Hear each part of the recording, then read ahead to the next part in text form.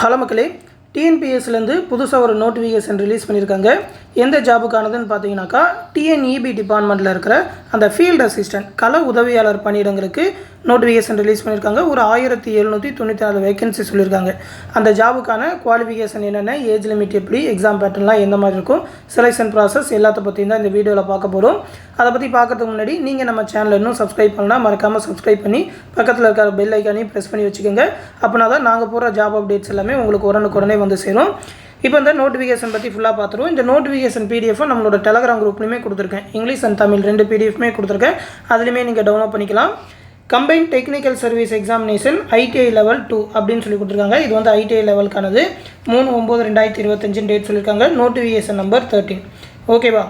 Apply பண்ணுறது பார்த்தீங்கன்னாக்கா 2/10/2025 வரைக்கும் அப்ளை பண்ணலான்னு சொல்லியிருக்காங்க. அப்ளிகேஷனில் கரெக்ஷன் பண்ணுறதுக்கு 6/10/2025 8/10/2025 வரைக்கும் பண்ணிக்கலாம் அப்படின்னு சொல்லியிருக்காங்க.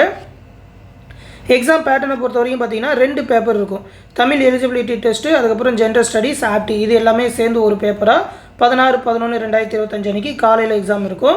அடுத்து பேப்பர் 2ல் வந்து அந்தந்த ட்ரேட் ரிலேட்டடாக ஒரே ட்ரேட் தான், எலக்ட்ரீஷியன் அண்டு ஒயர்மேனுக்கான ட்ரேட் தான் சொல்லியிருக்காங்க.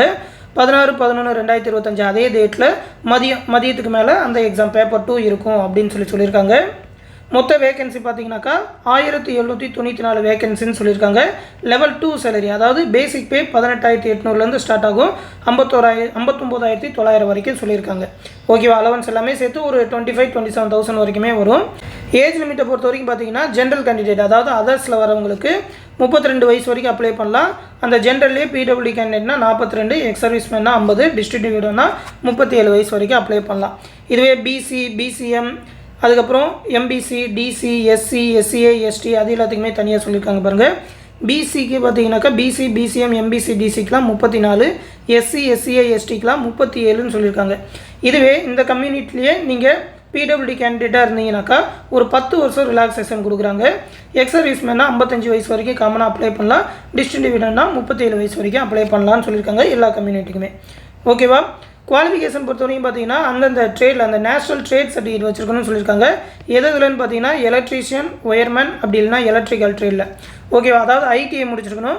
அப்படி இல்லைனாக்கா அப்ரெண்டிஸ் முடிச்சிருக்கலாம். நேஷனல் அப்ரெண்டிஸ்ஷிப் சர்டிஃபிகேட் வச்சுருந்தாலும் நீங்கள் எலிஜிபிள் தான் அப்படின்னு சொல்லியிருக்காங்க. அடுத்து பார்த்தீங்கன்னாக்கா எக்ஸாம் வைப்பாங்க. எக்ஸாம் கண்டக்ட் பண்ணதுக்கப்புறம் ஃபிசிக்கல் டெஸ்ட்டும் இருக்கும். ஒரு 3 ஆக்டிவிட்டி வைப்பாங்க. ஓகேவா? அதாவது அந்த போல் கிளைம்பிங்கு, வெயிட் லிஃப்ட் பண்ணுறது, அந்த மாதிரி ஒரு 3 ஆக்டிவிட்டி உண்டு. ஸ்கீம் ஆஃப் எக்ஸாமினேஷன் பொறுத்த வரைக்கும் பார்த்தீங்கன்னா அந்த தமிழ் எலிஜிபிலிட்டி டெஸ்ட், இது ஜஸ்ட் எலிஜிபிலிட்டி தான், உங்களுக்கு கட் ஆஃப்லாம் சேர்த்துக்க மாட்டாங்க.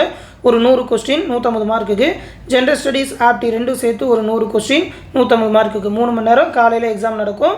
பேப்பர் 2 வந்து 200 கொஸ்டின் ITI லெவலில் அந்த சப்ஜெக்ட் ரிலேட்டடானது 3 மணி நேரம் 300 மார்க்குக்கு நடக்கும்.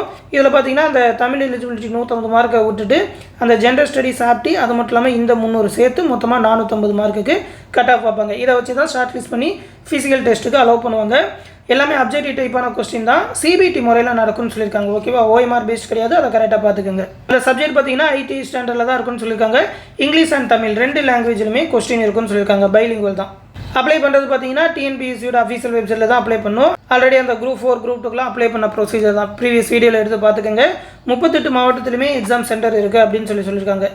எக்ஸாம் ஃபீஸ் பொறுத்த வரைக்கும் பார்த்தீங்கன்னா 100 ரூபா தான் சொல்லியிருக்காங்க. அதுவுமே பார்த்தீங்கன்னா SC ST கேண்டிடேட்டுக்கு ஃபீஸ் கிடையாது. MBC BC கேண்டிடேட்டுக்கு ஒரு 3 தடவை ஃப்ரீ சான்ஸ் கொடுப்பாங்க. அந்த ஃப்ரீ சான்ஸ் போயிடுச்சுன்னா தான் நீங்கள் ஃபீஸ் கட்டுற மாதிரி இருக்கும். ஃபீஸ் எக்ஸம்ஷனா அப்படின்னு சொல்லி அதை கரெக்டாக பார்த்துக்கோங்க. அடுத்து அந்த ஃபிசிக்கல் டெஸ்ட் பார்த்தீங்கன்னா எங்கெங்கே நடக்கும்னா சென்னை, காஞ்சிபுரம் அப்படின்னு சொல்லி ஒரு 12 டிஸ்ட்ரிக்ட் சொல்லியிருக்காங்க. இந்த 12 டிஸ்ட்ரிக்டில் தான் ஃபிசிக்கல் டெஸ்ட் இருக்கும். அப்புறம் இதோட சிலபஸ் டீட்டெயில் எல்லாமே இந்த பிடிஎஃப்லேயே கொடுத்துருக்காங்க. எடுத்து பார்த்துக்கோங்க. உங்களோட ITI லெவலுக்கான சிலபஸ் என்னென்ன, தமிழ் ஜென்ரல் ஸ்டடீஸ்க்கான சிலபஸ் என்னென்ன அப்படின்னு சொல்லி எல்லாமே கொடுத்துருக்காங்க. ஃபைனலாக பார்த்தீங்கன்னா இந்த டிஸ்ட்ரிபியூஷன் ஆஃப் வேகன்சியும் கொடுத்துருக்காங்க. அதாவது அந்த 1794 வேகன்சி என்னென்ன கம்யூனிட்டிக்கு எவ்வளோ வேகன்சின்னு பிரிச்சே கொடுத்துருக்காங்க. இந்த டீட்டெயில் எல்லாத்தையுமே இந்த நோட்டிஃபிகேஷனில் பார்த்து தெரிஞ்சுக்கோங்க. தொடர்ந்து TNPSலேருந்து வேறு ஏதாவது அப்டேட் கொடுத்தா கண்டிப்பாக நம்ம சேனலில் தெரிவிப்போம். அந்த அப்டேட் எல்லாத்தையுமே உடனே தெரிஞ்சுக்க மறக்காமல் நம்ம சேனலோட இணைஞ்சிருங்க. இந்த விஷயத்தை உங்கள் ஃப்ரெண்ட்ஸ் அண்ட் ஃபேமிலி மெம்பர்ஸ்க்கு சொல்லிடுங்க. அடுத்து ஒரு முக்கியமான அப்டேட்டோட சந்திப்போம். நன்றி.